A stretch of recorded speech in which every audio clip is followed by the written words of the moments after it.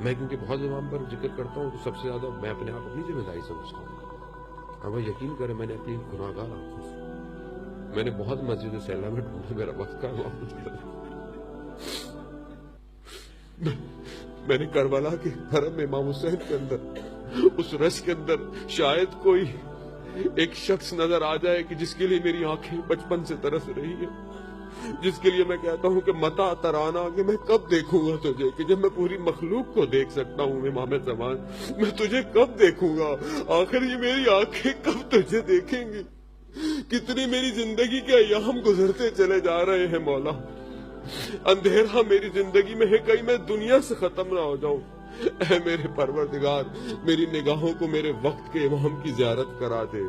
ارے وہ امام کہ جو ہم سے زیادہ ہمارا انتظار کر رہا ہے. ہاں جانے محترم, ایک معتبر کتاب میں, بس میں آپ کی زحمتوں کو تمام کرتا ہوں, وقت معین جو ہے وہ پہنچ چکا ہے.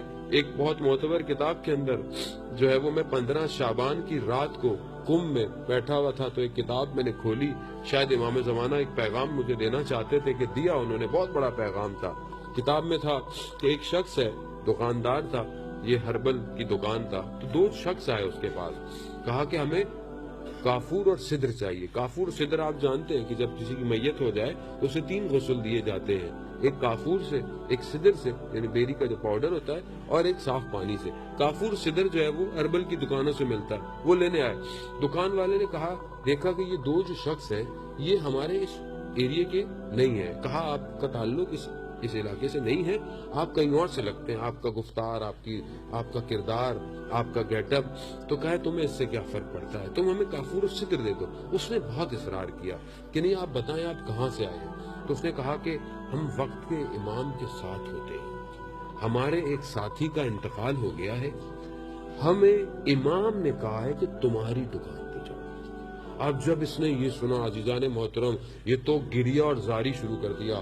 اس نے کہا کہ خدا کے لیے مجھے وقت کے امام سے ملا دو. بہت ان کی پاؤں پڑ گیا, لیکن ان کا نہیں, ہمیں اجازت نہیں ہے, ہمیں جتنی اجازت تھی بس ہم نے تمہیں بتا دیا, اس سے زیادہ ہمیں اجازت نہیں ہے. اس نے بہت اصرار کیا. جب بہت اصرار کیا تو ان 2 لوگوں نے کہا کہ ہم ایک شرط پہ تمہیں لے جاتے ہیں کہ ہم تمہیں لے تو جائیں گے, لیکن اگر امام نے اجازت دی تو ملاقات کر دیں گے, ورنہ تمہیں واپس بھی. اس نے کہا ٹھیک ہے مجھے منظور.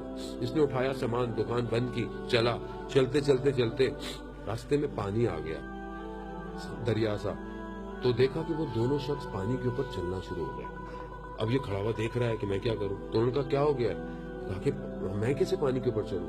کہا بسم اللہ الرحمن الرحیم پڑھو, خدا کو آخری حجت کا واسطہ دو اور پانی پہ چلنا شروع کر دو. اس نے ویسے ہی کیا, دیکھا یہ بھی پانی پہ چلنا شروع ہو گیا. چلتے چلتے پانی میں جہاں کہیں درمیان میں یہ پہنچا تو بادل آئے, کالے بادل. اچانک سے بارش شروع ہوئی. جیسی بارش شروع ہوئی اس کے کپڑے بھیگنا شروع ہو گئے, گیلے ہونا شروع ہو گئے. اچانک سے اسے خیال آیا کہ میں نے اپنی دکان کی چھت پر صابن سوکھنے کو رکھے ہوئے تھے, کہیں وہ گیلے تو نہیں ہو گئے. جیسے ہی یہ خیال آیا یہ پانی میں ڈوب گیا. ہاتھ پاؤں مارتا رہا. ان دونوں شخصوں میں سے ایک شخص نے اس کو مڑ کر کہا, تجھے نہیں جانتا کہ تو کس کے پاس جا رہا ہے اور تیرا خیال کس طرف ہے. یعنی اپنی کنسنٹریشن کو جو ہے وہ تمرکز کو, اپنی سوچوں کو تمرکز رکھو, سینٹرلائز رکھو. پھر اٹھا, پھر اس نے بسم اللہ پڑھی, واسطہ دیا. چلتے چلتے ایک کنارے پر پہنچے. کچھ فاصلے پر ایک سبز رنگ کا, گرین کلر کا خیمہ لگا ہوا تھا, ایک نور سے نکل رہا تھا. انہوں نے اس کو روک دیا, کہا یہی روک جاؤ, بس ہمیں اس سے زیادہ نہیں, ہم امام کے پاس. اب وہ جو جملے امام نے کہے ہیں وہ بہت بڑی عبرت ہے ہمارے لیے. گئے, بات کی. انہوں نے کہا مولا ہم نہیں چاہتے تھے مگر اس نے بہت اصرار کیا, ہم اسے لے کر آئے. تو مولا نے کیا کہا, وہ جو کتاب کے اندر یہ واقعہ کوٹ ہے کہ مولا نے بڑے غصے کے لہجے میں کہا کہ جس کی سوچیں صابن میں ہوں وہ ہمارے کسی کام کا نہیں. عزیزان محترم, وہ اس کی دکان گیائی کی تھی, ہربل کی تھی, اس کی پروڈکٹ صابن تھی, وہ اس میں اس کا ذہن تھا. میں عالم دین ہوں, میری سوچیں میری مجلس میں ہیں, میری کتاب میں ہیں, میرے درس میں ہیں. اسی طرح آپ کا جو بھی کام کاروبار ہوگا, آپ کی ہماری سوچیں, ہمارا اپنا اپنا صابن جدا ہے.